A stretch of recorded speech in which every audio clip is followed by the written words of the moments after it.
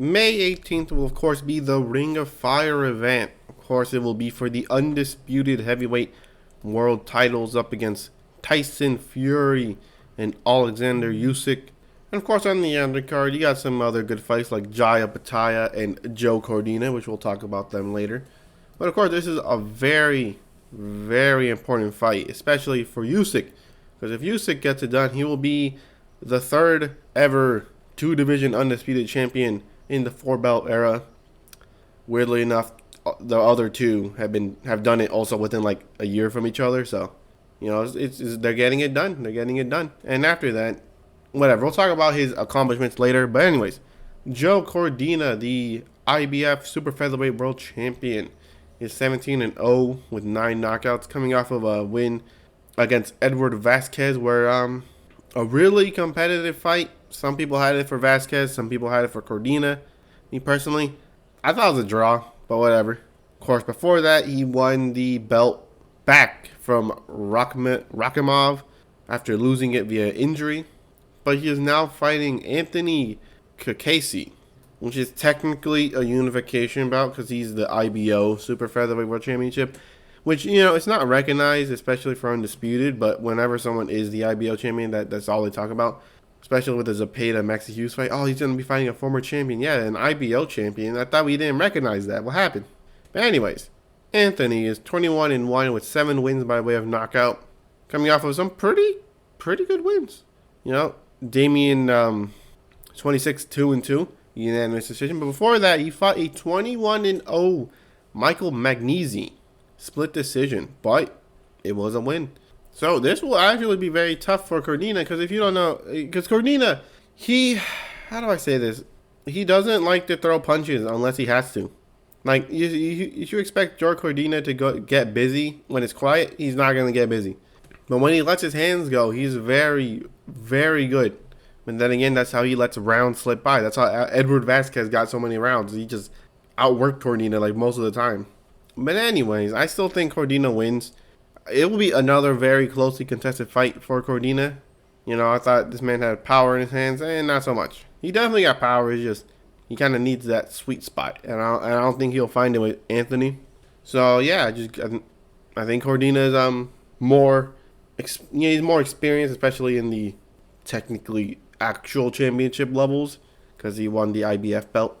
But Anthony will make it super competitive. I do think it will be a split decision win for Cordina, where Anthony will attempt to outwork him most of the time. But when Cordina lets his hands go, they looks good. It looks good. That's what I'm trying to say. It looks good. He just needs to throw his hands more. What's up with all these super featherweight champions and not letting their hands go?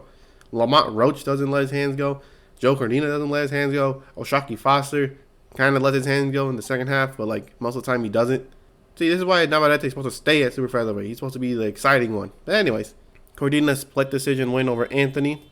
The next fight is Jai Opataya, fighting for the vacant IBF Cruiserweight Championship. And you may be wondering, wait a minute, wasn't Jai Opataya the IBF champion? What happened? He's 24-0 with 19 wins by way of knockout. If he didn't lose, how did he lose his championship? That was because of the voluntary defense of Ias Zora, where IBF said, hey man, you can't do that. You have a mandatory. You can't be fighting this guy. You fight him, and we strip you. And now Bataya is like, hey man, I really mess with you guys. I like your belt, but I need the money. And Saudi Arabia is going to give me that money, so I'm sorry. I'm going to have to vacate. And now he's fighting for it again.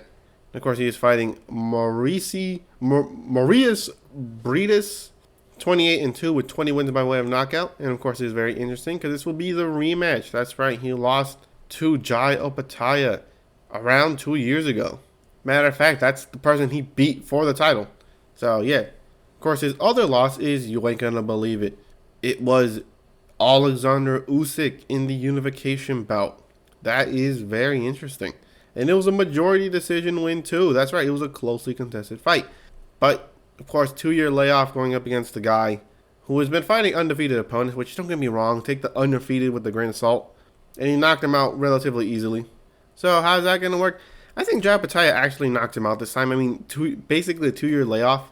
Yeah, it's not going to do him any favors. So, yeah, I got Jai Opataya, I'd say 10th round stoppage. I do think his inactivity will bite him in the ass this time. and he gets stopped. But hopefully it's another closely contested fight up until that point. But yeah, anywho, the main event, the one everyone's been waiting for, something that was supposed to happen in February.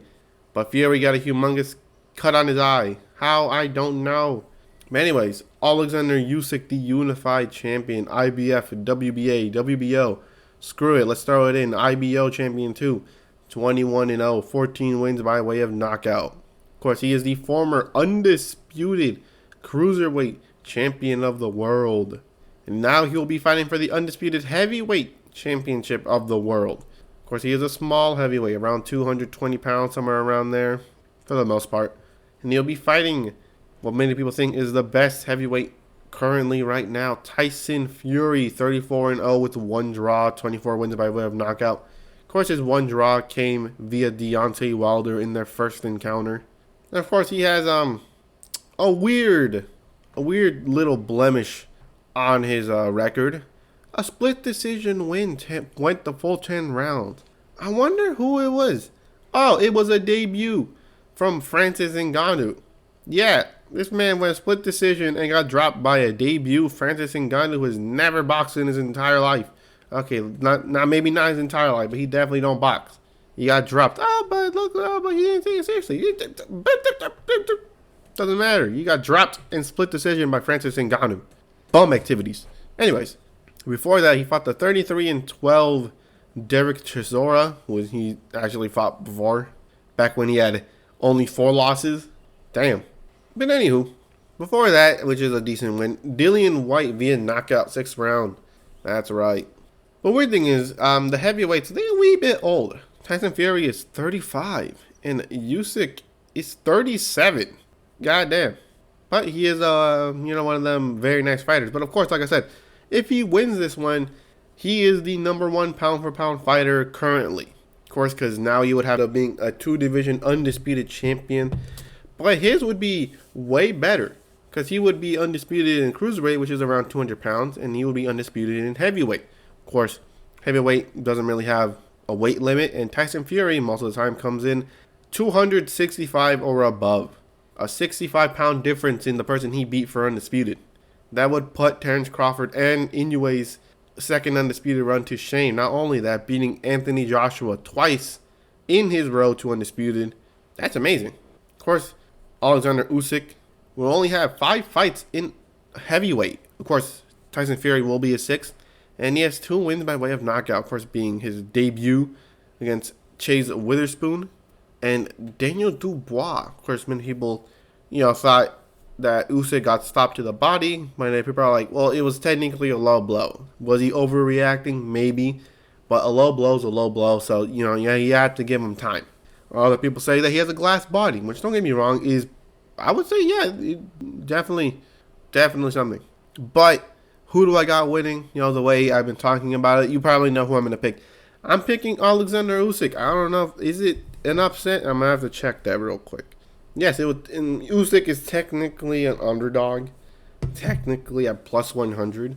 But it is going to be a very closely contested fight. Well, obviously, it'd be the best of the best. WBC and Ring Magazine champion versus the unified world champion. And of course, the whole thing of glass body is definitely going to be brought up multiple times. But at the same time, he went 12 rounds with Anthony Joshua, who was going ham on his body. And it was working. It was actually whooping Usyk's ass a lot up until Anthony Joshua kind of left the game plan, which you could blame him for that. You can blame Usyk, whatever, right? But the thing is, he left the game plan, and that ultimately costed him the fight. Split decision. Me personally, I thought Anthony Joshua did enough, but at the same time, I don't really, it wasn't that bad of a decision. Usyk, 100%, you could tell you could give him the win, right? But anywho, I got Usyk winning, but it's not just Usyk winning. I got Usyk winning via stoppage. That's right. I'm gonna throw it in there by stoppage. Usyk will stop Tyson Fury in the 12th and final round of the fight. You may be wondering, why are you saying this? Tyson Fury is one of the most agile fighters of all time. Yes, but he's also 260 pounds, and this will be one of the first fighters who also has that same type of movement, if not better than Tyson Fury. Now, I don't know who said it, And damn, I could probably even take it out of context. But some dude said, I think it might have been the Dillian White fight, where they say, the way Tyson Fury's moving, it will come to bite him in the ass one day. Because he's so big. He's too big to be moving like that, even if he does it well. And you can tell, when he moves, he definitely has that weird little awkward type movement, although he still has good foot movement. It looks a little awkward, right? And you'd be fighting someone with the amount of angles and things like that. Not only that, Usyk will be one of the shortest people Tyson Fury has fought. Tyson Fury stands at 6'9", while Usyk is 6'3". And for most of the time, he has fought 6'5" opponents, somewhere around there. Of course, he's going to struggle with the height way more than Usyk will. Why? Simple. You can't really, I think it'll be a lot harder to hit Usyk to the body. He's too tiny. He's too small. I think the angles will definitely help, because Tyson Fury, 6'9", 260-pound ass, gonna be too big. He's gonna fall. He's gonna break his own ankles. Not literally. He's gonna, I got Usyk dropping Tyson Fury with the good old European sidestep. Don't get me wrong. Tyson Fury, it's close for a reason, and Tyson Fury is slightly the favorite for a reason. He's big as hell. He got the movement. He's got the wins. Of course, against Deontay Wilder, Vladimir Klitschko. Of course, he was the former unified champion himself. IBF, WBA, and WBO, basically exactly like Usyk was.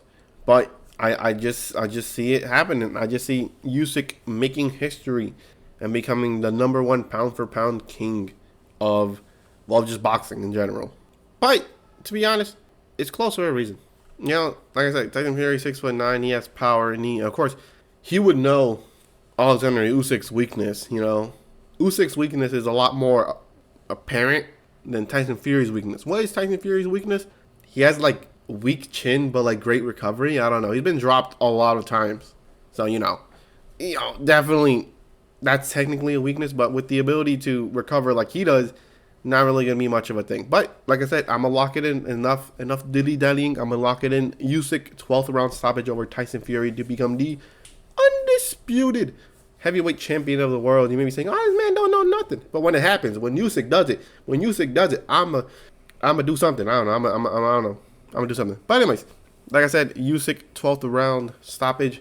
Jai Optaia, I think that's a 10-round stoppage, and Joe Cordina split decision win. But anywho, hope you enjoyed this video, and I'll catch you in the next one.